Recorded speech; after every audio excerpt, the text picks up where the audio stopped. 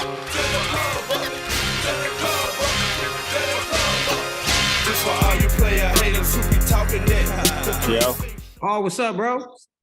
chilling, man. What's happening? It's amazing to just see you still out here, doing your thing, still going crazy. And like just seeing everybody, like even a new generation of guys really embrace like, the 3-6 Mafia music that's been, I feel timeless. It says I came up listening to it. So it's crazy to see it still, resonate and still hit. So how's that feeling too that, it's very much alive and very much relevant? It feels good, man. It was before its time, man.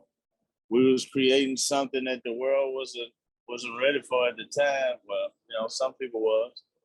And it's really just catching up with the rest of the world for the most part. But, obviously it was around back then selling millions of records and doing all that. But now it's like it's even crazier. You know what I'm saying? It's a good feeling though. And we got to put respect on it. You guys are, Academy Award winners. I mean, the Oscars was obviously, huge for hip hop in general because we ain't never seen nothing like that before. Going back to that time, man, because that video still resurfaces to that day. I know you it like resurfaced like recently because people were wondering, and I need to know why'd you thank George Clooney? We were just curious.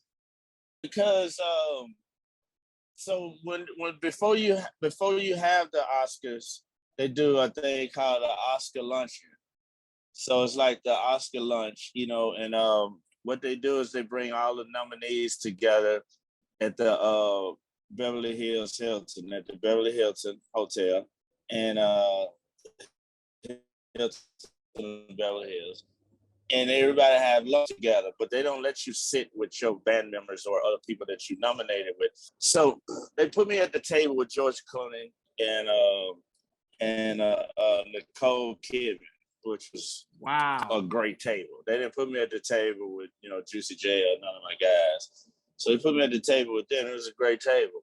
And I was telling George Clooney the story about how I got my first tattoo. I got my first tattoo watching Dusk to Dawn movie.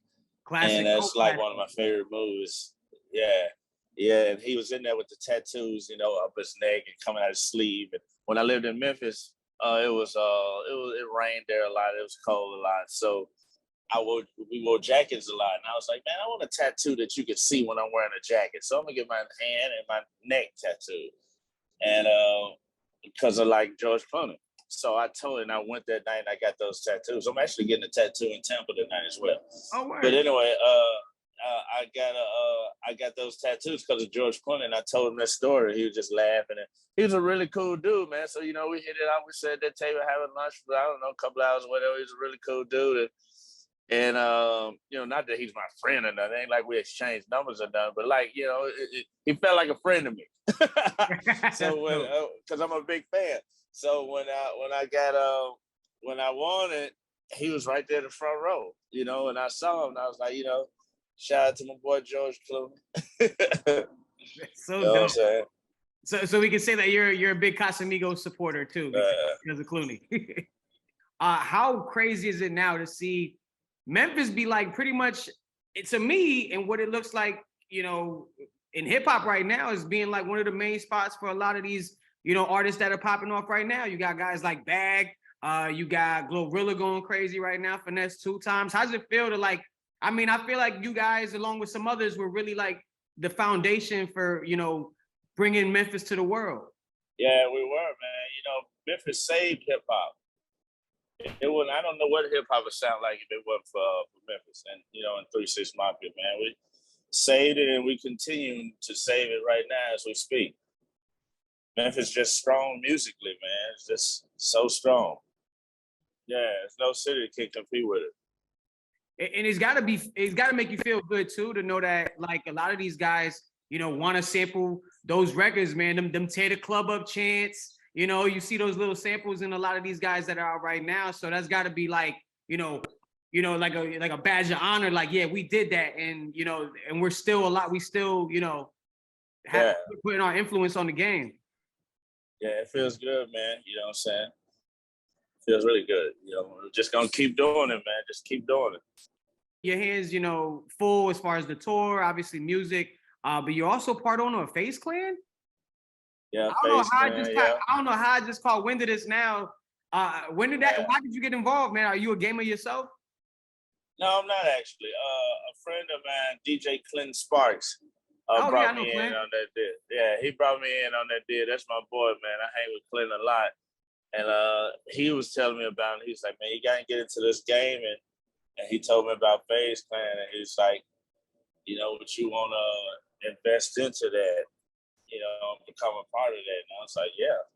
I started hanging out with the guys, checking it out. And when I liked the team and I loved everybody, part of the whole family of it. And then I just went in on it.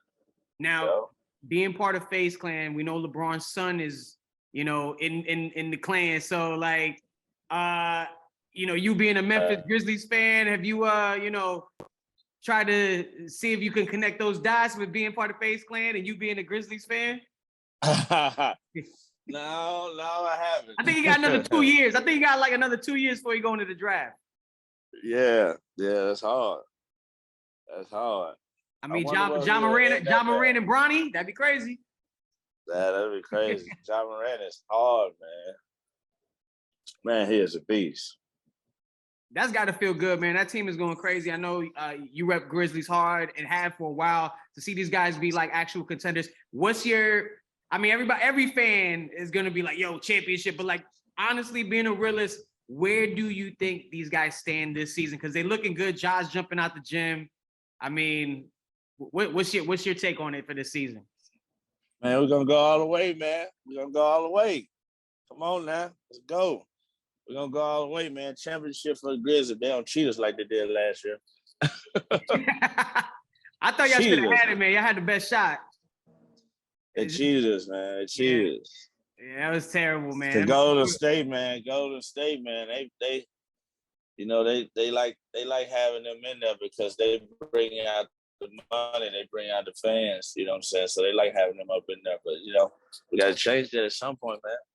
No, I agree, man. It's getting there. I think, Ja he putting up MVP numbers right now. So, I mean, it's good for the squad.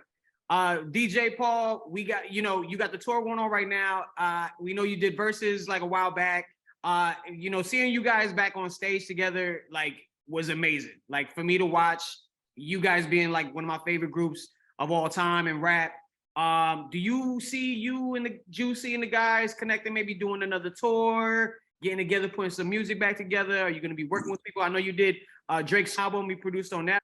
Do you see yourself still diving in, doing more stuff with, Juicy and the guys and other artists coming up? Well, I've been doing stuff on my own with other artists, yeah, for sure. Like just did without, as far as 3 6 Mafia, like we doing dates. We're doing dates. We're not doing tours. It's 3 6 Mafia. 3 6 Mafia show costs a lot of money. So you can't do a 60-day run like I did with this, like with those 6-figure numbers. But you so we do spot dates with 3 6 Mafia. We've been doing those. We got some more of those coming up. Big festival in Nashville, with Eminem the headline. I'm looking forward to that. I never did a show with Eminem. So as far as 3 6 Mafia music, yeah, we talked about it. One day that might happen. And now as far as my production, yeah, I've been doing production for a lot of people, like the new Killer Mike. The new Killer Mike called Talking That. Okay. Talking That. Peep that new Killer Mike, new Duke Deuce. I'm on the new Duke Deuce album. One called like Throw 'Em Up or something like that. I can't remember the name of it. Peep the new Freddie Gibbs album. Me and Freddie Gibbs amazing got one on album, there together. Amazing album. Yeah. I'm on that album. I got one on there called PYS. PYS chick that I actually rap on that one. So peep that one. And yeah, I'm on the new Drake album as well. And been on the last 3 Drake albums. Yeah. Drake really loved Memphis because he came up out there. His like dad's from Memphis, right? Yeah, his dad from Memphis. So yeah, I'm on a lot of albums as far as, my production and writing, like probably almost any album you can name out right now, I got some that I done probably wrote on. Wow. Yeah. And I can see why, you know, it might, the 3-6 Mafia like reunion collabs on music might be on hold for a little, because I saw that Juicy was on Twitter recently talking about he trying to run for president. Does he got your vote? Yeah, he got my vote, of course. He might as well. Shit, a reality star got it. He might as well try it. Very true. Very true. Hey, he's talking 30K stimmy checks for everybody for the first 6 months. I'm at that. Run that shit up.